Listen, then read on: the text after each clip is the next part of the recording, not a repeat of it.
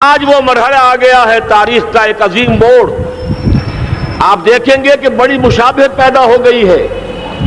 ایک طرف بظاہر امریکہ کی مرضی کے خلاف اسرائیلی وزیر اعظم نیتن یاہو وہ بڑا ایک غرور کا اور بڑے تکبر کا مظاہرہ کر رہا ہے، اور وہ پورا پیس پروسیس جس پر نہ معلوم کتنا وقت صرف ہوا تھا، کتنی محنتیں ہوئی تھیں، کتنے راؤنڈز آف ٹاکس ہوئے تھے، کبھی واشنگٹن میں ہوئے، کبھی اوسلو طرز کا کوئی معاہدہ ہوا ہے، کبھی پھر اور اس کے بعد پیشی ہوئی تھی میڈرڈ کے اندر بھی، لیکن وہ سارا پیس پروسیس جو ہے اس کی دھجیاں کر رہا ہے. کلنٹن ہو یا کلنٹن کا باپ ہو، یہودی لابی وہاں کی اتنی مضبوط ہے، کانگریس میں اور سینٹ میں ان کا اتنا اثر ہے کہ کوئی بھی وہاں شخص بڑے سے بڑا طاقتور اور بڑے سے بڑا اختیارات کا حامل اسرائیل کی مرضی کے خلاف نہیں جا سکتا. یہی معاملہ یہاں نظر آ رہا ہے. بظاہر تو ناراضگی کا اظہار ہوا ہے، لیکن یہ بات اب تو کھلتی چلی جا رہی ہے.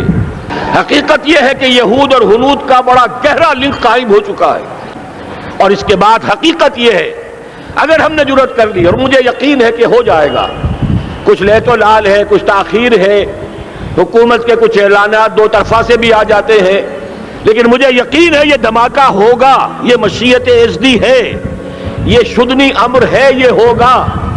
اور اس کے بعد یقیناً اس آیت مبارکہ کا دوسرا لفظ ہم پر منطبق ہوگا، وَلَنَبْلُوَنَّكُمْ بِشَيْءٍ مِّنَ الْخَوْفِ وَالْجُوعِ. یہاں دوسرا لفظ بھوک کا لفظ ہے. ہم پر سختیاں آئیں گی یقیناً. الکفر ملت واحدہ، پوری دنیا امریکہ کی زیر سرپرستی ہمارے خلاف کھڑی ہوگی، ہمارے اوپر پابندیاں لگیں گی، لیکن شاید ہمارے جذبہ ایمانی کو بیدار کرنے کے لیے اللہ تعالیٰ اسی کو ذریعہ بنا دے. کچھ ایٹمی دانت نکلنے کا امکان پیدا ہوا تھا عراق میں. آپ کو معلوم ہے کئی سال پہلے اسرائیل کے جیٹس آئے اور اس کی ایٹمی تنصیبات کو تہس نہس کر کے چلے گئے. اس کے بعد جو کچھ ہوا ہے خلیج کی جنگ میں، اس کا اگلا پچھلا کھایا پیا سارا اگلوا دیا، اور اس کے لیے جو پابندیاں ہیں شدید سے شدید تر ابھی تک چلی آ رہی ہیں. تو اچھی طرح سمجھ لیجئے کہ پورے عالم اسلام میں صرف ایک پاکستان ہے. پھر اس سرزمین میں علامہ اقبال جیسی شخصیت پیدا ہوئی ہے. یہ ساری چیزیں جو ہے یہ در حقیقت اشارہ کر رہی ہیں کہ یہ ملک مشیت ازدی کے کسی طویل سلسلے کی ایک کڑی ہے، اور وہ سامنے آ گیا تھا کہ سن 47 میں یہ قائم ہوا ہے، اور پورے 9 مہینے بعد 14 اگست اور 13 مئی، 14 اگست سن 47 اور 13 مئی سن 48، پورے 9 مہینے بعد اسرائیل عالم وجود میں آ گیا. اللہ تعالیٰ نے اس عالمی بیماری، اس کے لیے جو علاج ہے وہ پہلے پیدا کیا ہے. جیسے کہ حدیث میں آتا ہے ما انزل اللہ من دائن الا انزل له دوان. اللہ تعالیٰ نے کوئی بیماری ایسی نہیں اتاری کہ جس کا علاج بھی نہ اتار دیا ہو. اور جیسے کہ ماں کی چھاتیوں میں بچے کی ولادت سے پہلے دودھ پیدا ہو جاتا ہے، اس کی غذا کا بندوبست پہلے ہو جاتا ہے، اسی طریقے سے اسرائیل کا جو فتنہ اٹھنے والا تھا اس کی سرکوبی کے لیے پاکستان وجود میں آیا ہے. اور آپ پوری دنیا میں صرف ایک ملک ہے جو اسلام کے نام پر بنا. پورے عالم اسلام میں صرف ایک ملک ہے جس کے پاس ایٹمی استعداد ہے.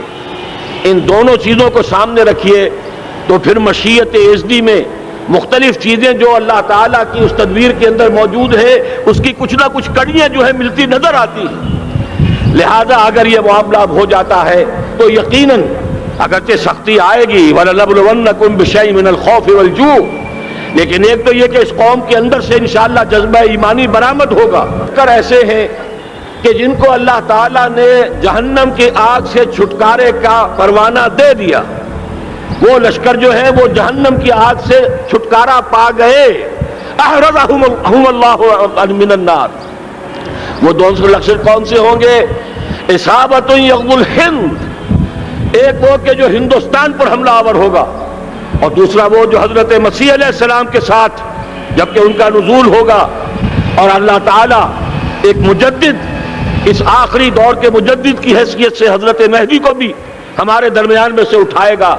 اور پھر جو آخری فیصلہ کن جنگ ہوگی الملحمۃ العظمیٰ، اس کے لیے یہاں سے فوجیں جائیں گی ان کی مدد کے لیے، اور اس وعدے کا نقطۂ آغاز یہی سرزمین، اور جیسا کہ ہمیں افغانستان میں آثار نظر آ رہے ہیں، ایک خالص دینی مذہبی حکومت قائم ہو چکی ہے، افغانستان کا 80% علاقہ امن کا گہوارہ بن چکا، علماء کی وہاں قیادت ہے اور حکومت ہے۔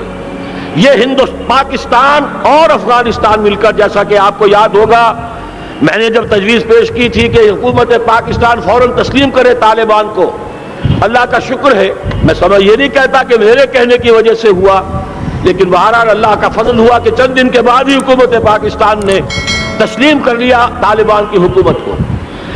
اس مرحلے پر سیاسی جماعتیں اپنے جو ان کا مزاج ہے اس کے مطابق چاہتی ہیں کہ کیپٹلائز کریں، پولیٹیکل مفادات حاصل کریں۔ بہرحال میرے نزدیک ایک کنسنسس ہونا چاہیے، ایک نقطے کا دھماکہ ہونا چاہیے، اور نمبر 2، اللہ اور اس کے رسول کے ساتھ صلح اور اللہ کی مدد کی ضمانت حاصل کرنے کے لیے کتاب و سنت کی ٹوٹل بالادستی، پورے دستور پاکستان میں کوئی شے اس کے منافی ہو، اس جو ہمارے دینی قیادت ہے اس سے بھی لوگوں کے اندر مایوسی پیدا ہو رہی ہے۔ کیسے ہوگا؟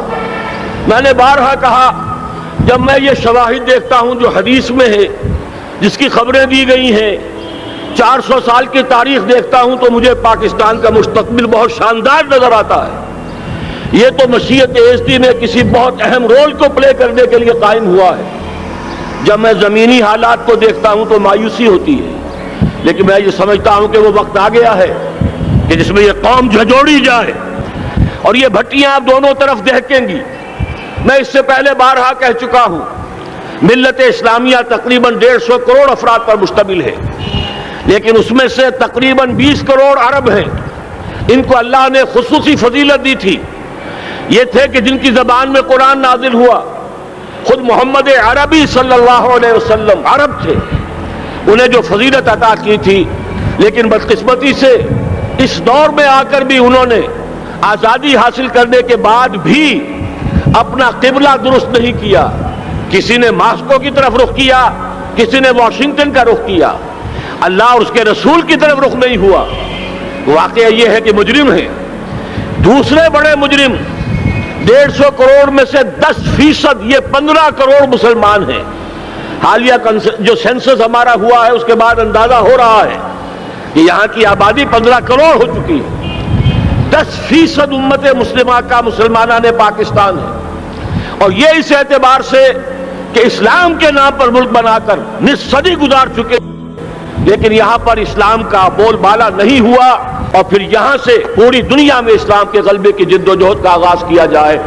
بس میں اسی پر اکتفا کر رہا ہوں، اللہ تعالیٰ سے دعا کرتا ہوں کہ وہ ہمارے حکمرانوں کو، اگر تو کوئی تاخیر ہو رہی ہے انتظامی امور کی وجہ سے کوئی بات نہیں، بہرحال معاملہ ایک اچانک ہو گیا ہے، لیکن مجھے توقع ہے کہ انشاءاللہ وہ دھماکہ ہوگا اور جلد ہوگا۔ اگر کوئی تذبذب ہے تو ہم اللہ تعالیٰ سے دعا کریں گے وہ نواز شریف صاحب کے دل کو پھیر دے اور اس کے اندر استقامت پیدا کر دے، اور دوسرے یہاں کی سیاسی جماعتوں کو بھی یہ توفیق دے کہ کوئی اور سیاسی مسئلہ اس وقت نہ اٹھائیں۔ آج کی ویڈیو یقیناً آپ کو پسند آئی ہوگی۔ اپنی پسندیدگی کا اظہار کرنے کے لیے لائک کیجیے اور دوسروں تک ضرور شیئر کیجیے۔ دیکھتے رہیے، سنتے رہیے heroes of Islam T V official. پھر ملیں گے ایسے ہی معلوماتی بلاگ کے ساتھ، تب تک لیے اجازت دیجیے۔ اپنے میزبان مفتی رضوان کو اللہ نگہبان۔